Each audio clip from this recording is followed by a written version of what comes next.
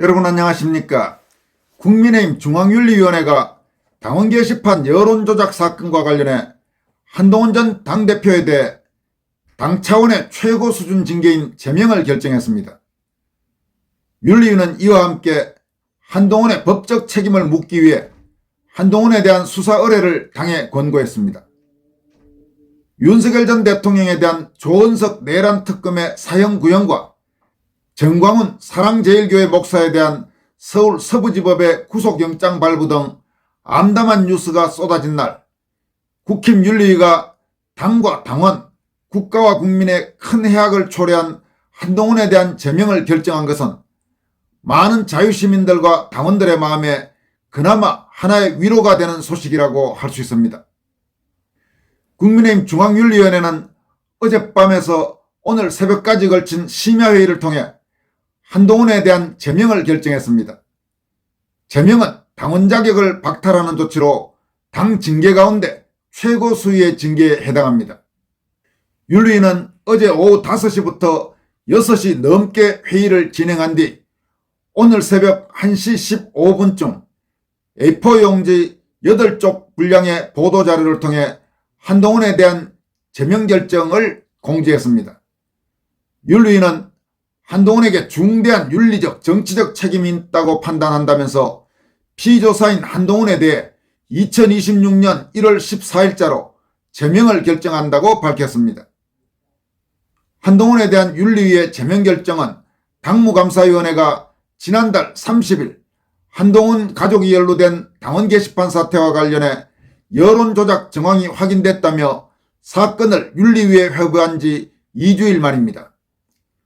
윤리위는 한동훈이 당원 게시판 사건과 관련해 가족들이 글을 올린 사실을 뒤늦게 알았다고 공개적으로 인정했다면서 따라서 한동훈 가족들이 게시글을 작성했다는 사실은 인정된다고 지적했습니다. 윤리위는 또 당무감사실이 한동훈의 가족 계정들과 동일한 IP를 사용한 계정의 명의자를 특정하기 위해 당원 명부를 기준으로 동명이인인 한동훈 전원을 조사한 결과 휴대전화번호 뒷자리, 해당 선거구 정보 등을 종합적으로 대조한 끝에 해당 계정의 명의자가 한동훈으로 확인됐다면서 피조사인이 게시글을 작성한 것으로 판단된다고 설명했습니다.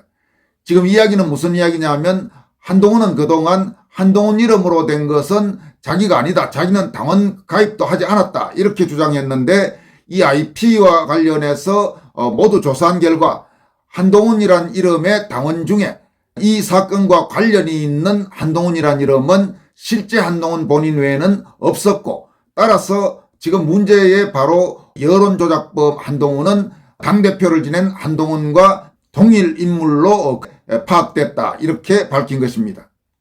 그리고 피조사인 즉 한동훈이 게시글을 작성한 것으로 판단된다. 이 말은 당원 게시판에 올라온 정말 그 수많은 악성글들 중에서 한동훈이라는 이름도 있었고 부인인 진은정이라는 이름도 있었고 장인 장모 이름도 있었고 아들 딸 이름도 있었고 한동훈의 모친 이름도 있었고 이렇게 여러 이름이 있었는데 그중에 한동훈으로 이름이 올라온 그 문제의 글들의 작성자는 바로 피조사인 한동훈이 작성한 것으로 판단된다.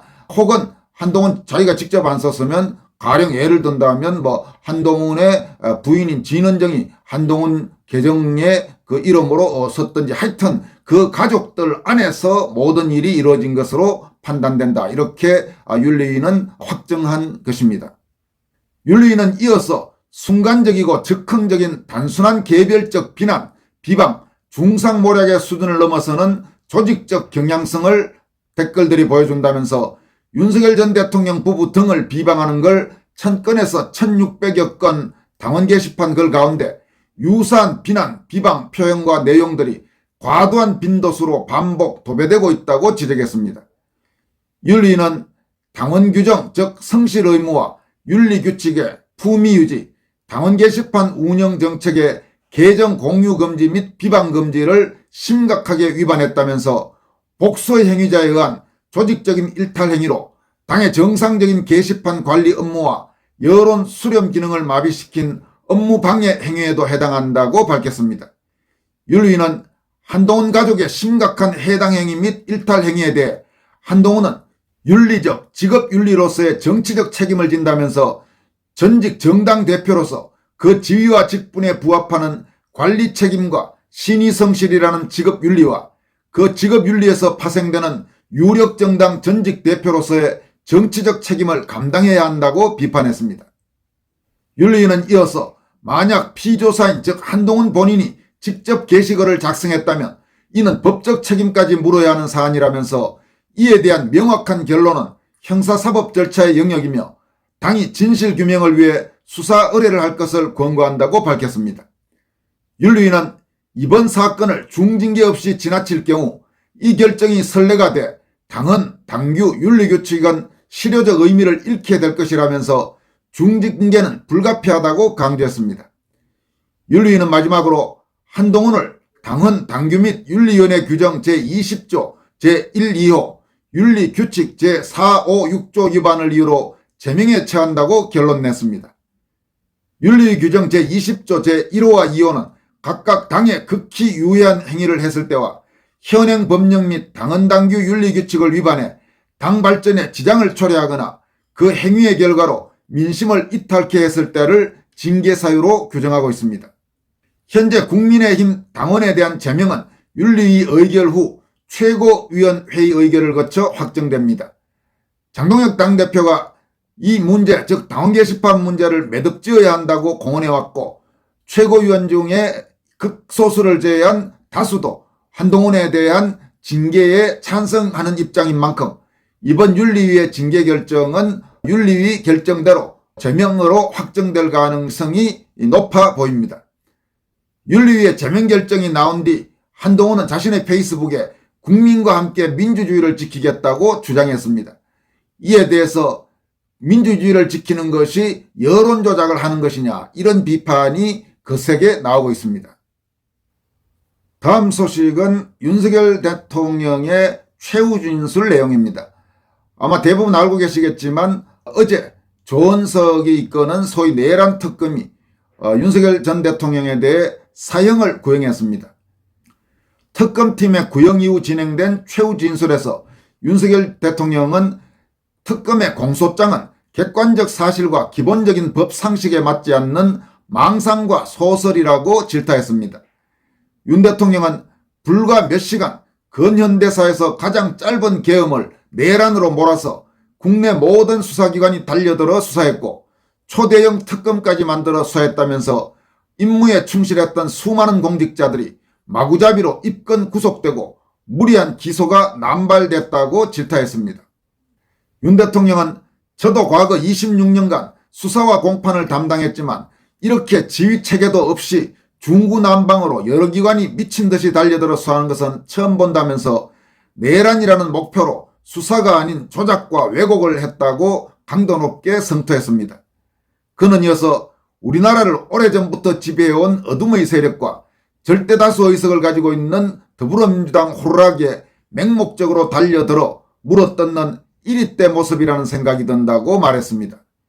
윤 대통령은 반국가 세력, 체제전복 세력, 외부 주권 침탈 세력과 연계해 거대 야당인 민주당이 거짓 선동으로 여론을 조작하고 국민과 정부 사이를 이간질하며 반헌법적 국회 독재를 벌이고 헌정을 붕괴시키고 국정을 마비시켜 나라가 망국의 위기에 처하도록 했다면서 저는 대한민국 독립과 국가 계속성, 헌법 수호라는 막중한 책무를 이행하는 대통령으로서 국가 비상사태를 주권자인 국민에게 알리고 이를 극복하는 데 나서 주십사 호소하고자 비상계엄을 선포했다고 강조했습니다.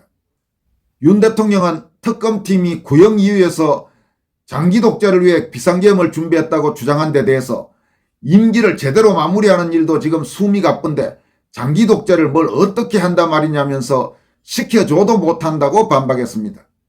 윤 대통령은 또 역사상 계엄은 비전시 계엄이 훨씬 많았다면서 국가 비상상황을 초래한 원인이 국회였고 이런 대의제 폐악과 독재를 주권자인 국민에게 알리고 호소하고 깨우는 것 외에는 할 수 있는 방법이 없었다고 말했습니다.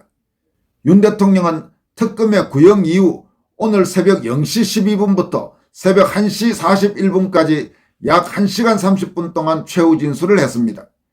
초반에 차분하게 최후 진술을 시작한 윤 대통령은 국회 이야기가 나오면서 얼굴이 빨개지고 목소리가 커졌으며 발언하는 도중 어이가 없다는 등 헛웃음을 짓고 방청석 쪽을 바라보고 이야기하기도 했습니다. 윤 대통령은 또 특검팀이 자신에게 사형을 구형하는 순간 옅은 미소를 보이면서 이 사형을 구형한 특검팀의 특검보를 응시하기도 했습니다. 조은석 특검 밑에서 이번에 윤 대통령에게 사형을 구형한 자는 박억수 특별검사보라는 자입니다. 이름을 기억해 두시기 바랍니다. 박억수 특별검사보. 말하는 목소리를 들어보니까 아주 특정적 사투리가 진한 그런 사람으로 추정됩니다. 특검팀이 윤석열 대통령에게 사형을 구형하자 방청석에서는 일제히 폭소가 터지면서 특검팀을 향한 비난이 쏟아져 나오기도 했습니다. 오늘 전해드릴 마지막 소식은 정광훈 목사가 구속됐다는 소식입니다. 김영석 서울서부지법 영장전담 부장판사는 소위 서울서부지법 사태를 배후에서 조종한 혐의를 받고 있는 사랑제일교회 정광훈 목사에 대해 구속영장을 발부했습니다. 김영석 판사는 특수건조물 침입 교사 혐의와 관련해 증거를 인멸하고 도망할 염려가 있다 이렇게 주장했습니다. 정광훈 목사는 지난해 1월 19일 윤석열 대통령 구속 직후 윤 대통령 지지자들이 서울 서부지법에 들어갔던 이른바 서울 서부지법 사태와 관련해서 배후 조정을 한 혐의를 받고 있습니다. 이에 대해 정광훈 목사는 영장실질심사에서 좌파 대통령 즉 이재명이 대통령이 되니 나를 구속하려고 발작을 떠는 것이라고 반발하기도 했지만 서울 서부지법은 결국 구속영장을 발부했습니다. 손현보 목사 구속영장 발부에 이어 정광훈 목사 구속영장 발부, 이런 사태가 과연 앞으로 어떤 결과로 이어질지 지켜볼 필요가 있습니다. 이미 미국에서는 기독교 목사들에 대한 이딴 구속에 대해서 한국에 대해 대단히 우려하는 그런 목소리, 비판하는 목소리가 나오고 있는 상황입니다. 지금까지 권순할TV였습니다. 여러분 고맙습니다.